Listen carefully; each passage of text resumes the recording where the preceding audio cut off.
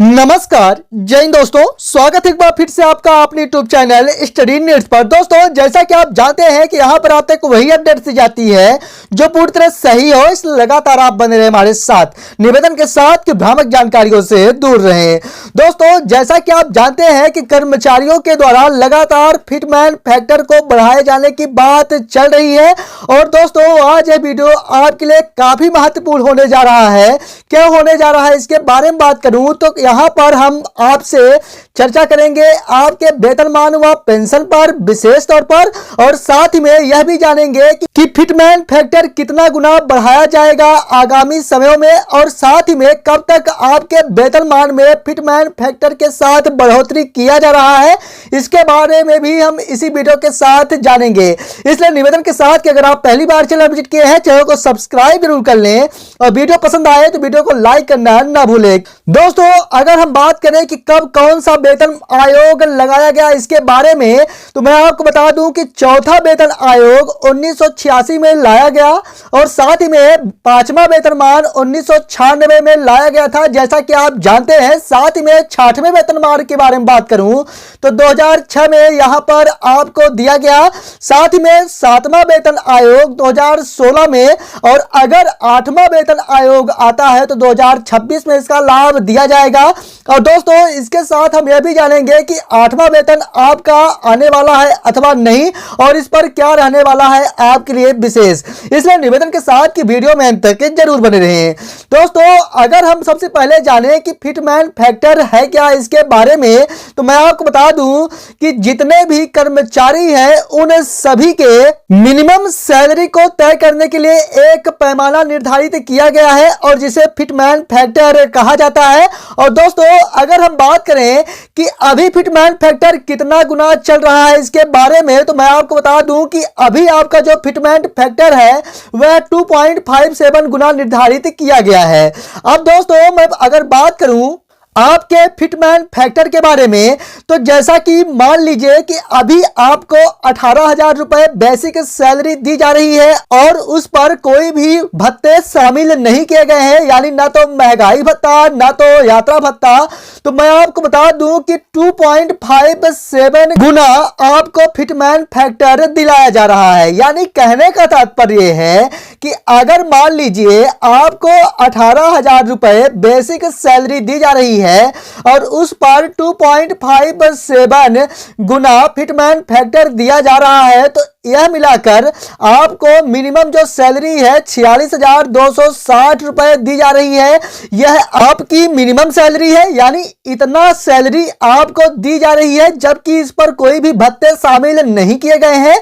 अब दोस्तों अगर यही मान लीजिए कि 2.57 गुना आपका फिटमैन फैक्टर न देकर 3 गुना दिया जाता है, तो इस पर आपको 21,000 जो कि मिनिमम सैलरी से 3 गुना दिया जाएगा, जो कि आपकी 63,000 रुपए पर महीने बिना भत्ते के यहां पर आपको सैलरी पर महीने दी जाएगी, जो कि मिनिमम है और इस पर अभी कोई भी भत्ते शामिल नहीं किए गए हैं।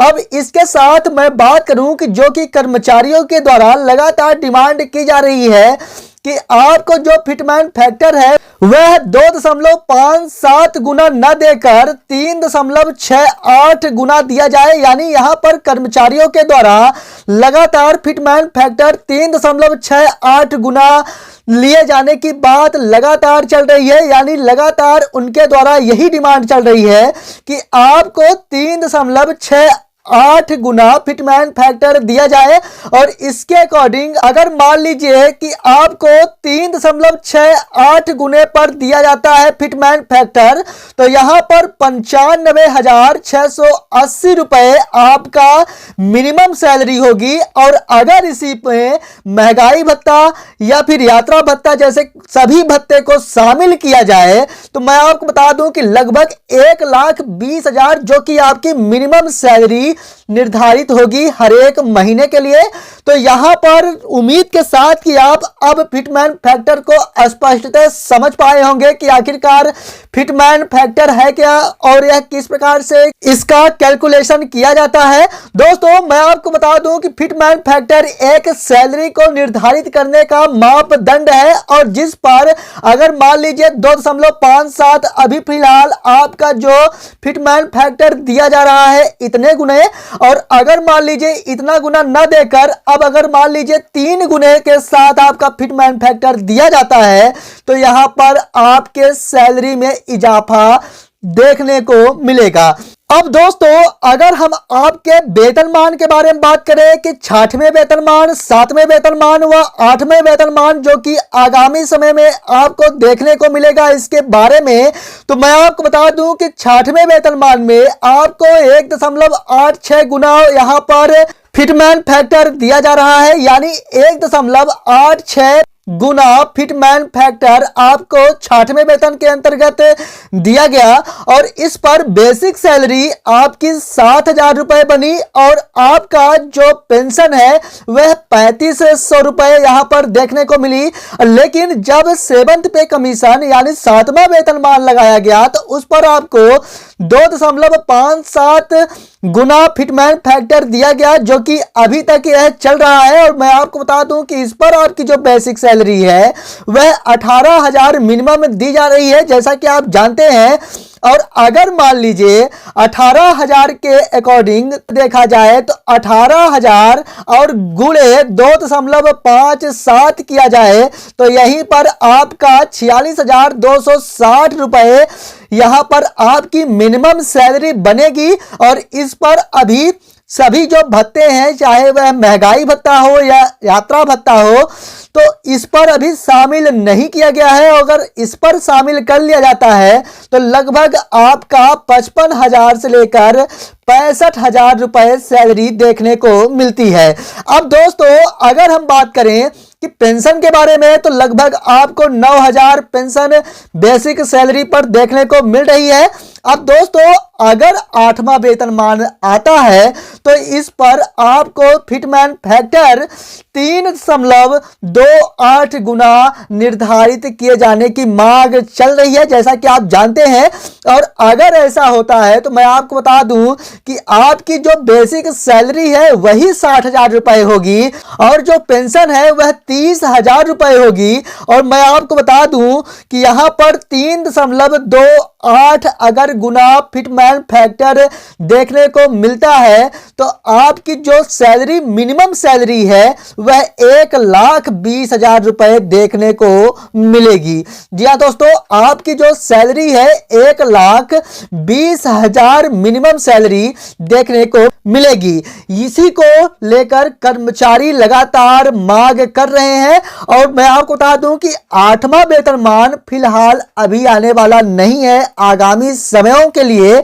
और मैं आपको बता दूं कि आगामी समय में फिटमैन फैक्टर के बारे में बात करूं तो 3 गुना किए जाने की संभावनाएं लगातार चल रही हैं। कहने का तात्पर्य है कि अगर 2.57 से 3 गुना भी आपका फिटमैन फैक्टर किया जाता है तो इस पर आपको काफी ज्यादा फायदा आपके सैलरी में देखने को मिलेगा।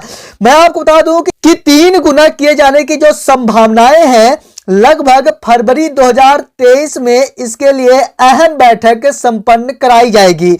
हालांकि आपसे संबंधित या आपके वेतनमान से संबंधित कोई भी अपडेट्स मिलती है सबसे पहले आप तक सही अपडेट्स के साथ लेके आएंगे, इसलिए लगातार आप बने रहे हमारे साथ। निवेदन के साथ कि भ्रामक जानकारियों से दूर रहें। दोस्तों पेंशन को लेकर काफी कर्मचारियों के द्वारा लगातार मांग की जा रही है जैसा कि आप जानते हैं।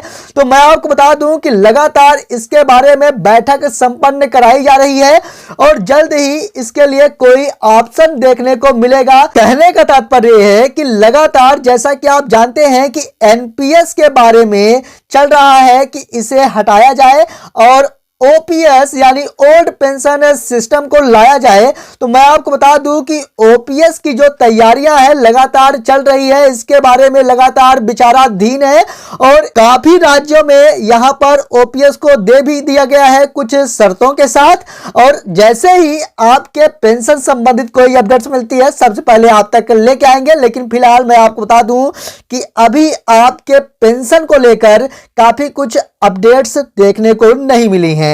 दोस्तों अंततः एक निवेदन करना चाहूंगा कि अगर आपको वीडियो वास्तव में पसंद आई है तो वीडियो को लाइक जरूर कर दें और अगर आप पहली बार चैनल विजिट किए हैं चैनल को सब्सक्राइब जरूर कर लें ताकि इसी प्रकार की सही अपडेट्स सही समय पर आप तक पहुंचती रहे।